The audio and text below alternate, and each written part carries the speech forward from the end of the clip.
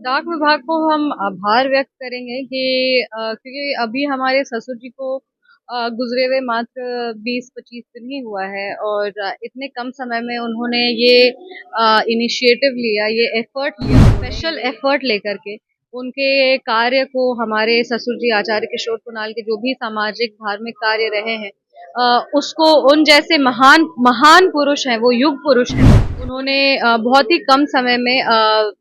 हम लोग तो चाह रहे थे कि 1-2 हफ्ते बाद भी होता तो ठीक था, बट वो नहीं, ये इनिशिएटिव उन्हीं का था कि नहीं, जल्द से जल्द करना है ताकि उनके कार्य को उनको हम लोग सच्ची श्रद्धांजलि अर्पित कर सकें। पता है कि जो अधूरा काम उनका है वो हम लोग जरूर पूरा करेंगे, वो चाहे विराट रामायण मंदिर हो, वो चाहे बाल कैंसर अस्पताल हो, उनका जो ईमानदारी का उसूल था, उनका जो परोपकार का उसूल था, उनका जो सेवा का उसूल था, उसको हम लोग बरकरार रखे और उसको अपने जीवन का स्तंभ बना के हम लोग आगे बढ़ते हैं। बोलने को तो बहुत लोग बहुत बड़ी-बड़ी बातें करते हैं, पर हमारे ससुर जी एक ऐसे व्यक्ति थे कि जो वो बोलते थे वही वो करते थे। वो चाहे अगर हम लोग जात का भी बात करें, तो मेरा और सायन का इंटरकास्ट मैरिज है और वो दलित देवो भव जैसी किताबें लिखे। जितना सही मायने में अगर आज लोग दलित के उत्थान की बात करते हैं, पर अगर सही ढंग में किसी ने दलित समुदाय को आगे बढ़ाने का काम किया, उनके साथ न्याय किया, सामाजिक न्याय का कदम अगर कोई उठाए तो वो हमारे ससुर जी थे। 26 वर्षों में 17,000 से अधिक डॉक्टर बना चुका बिहार एवं झारखंड के छात्रों के बीच विश्वसनीय संस्थान गोल। डाक विभाग को हम आभार व्यक्त करेंगे कि क्योंकि अभी हमारे ससुर जी को गुजरे हुए मात्र 20-25 दिन ही हुआ है और इतने कम समय में उन्होंने ये इनिशिएटिव लिया, ये एफर्ट लिया, उन्होंने ये मतलब एक होता है ना कि पर्सनली डाक विभाग ने अपने जो मतलब यूजुअली एक टाइमलाइन होता है कि इतने समय में ये कार्य को किया जाता है, पर एक स्पेशल एफर्ट लेकर के उनके कार्य को हमारे ससुर जी आचार्य किशोर कुणाल के जो भी सामाजिक धार्मिक कार्य रहे हैं,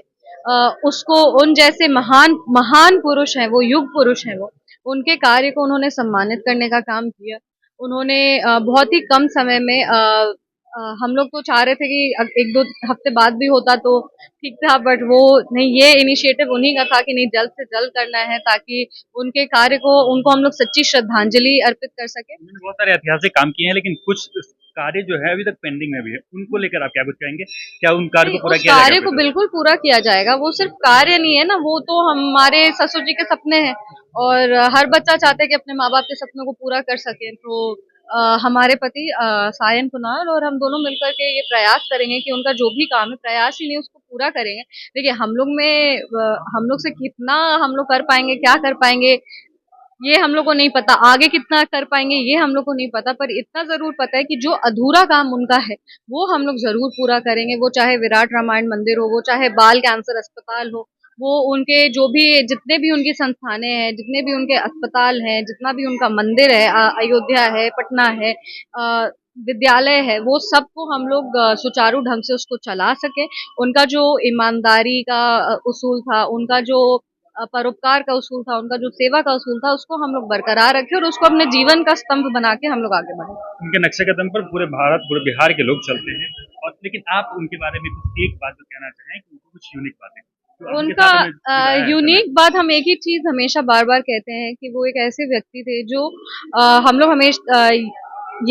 सब लोग कहते हैं कि आप जो बोलते हैं, जो सोचते हैं, जो आपके विचार होते हैं, वो बहुत लोग नहीं अपने कार्य में उसको डाल पाते हैं। बोलने को तो बहुत लोग बहुत बड़ी-बड़ी बातें करते हैं, पर हमारे ससुर जी एक ऐसे व्यक्ति थे कि जो वो बोलते थे वही वो करते थे। वो चाहे अगर हम लोग जात का भी बात करें, तो मेरा और सायन का इंटरकास्ट मैरिज है और वो दलित देवो भव जैसी किताबें लिखे। जितना भी उनके संस्थान चलते हैं उसमें ज़्यादातर अधिक से अधिक लोग अगर होते हैं, तो वो दलित समुदाय से आते हैं। उन्होंने किताब लिखा था दलित देवो भव, और जात के नाम पे जो बँटवारा होता है उसके खिलाफ वो हमेशा अपना आवाज़ उठाए। और देखिए, उन्होंने शादी भी, मतलब जब हमारी शादी हो रही थी तब उन्होंने एक बार भी वो नहीं सोचे कि अरे दलित घर की लड़की है या कुछ है। वो बिल्कुल जात के बारे में तो कुछ सोचे ही नहीं। तो वो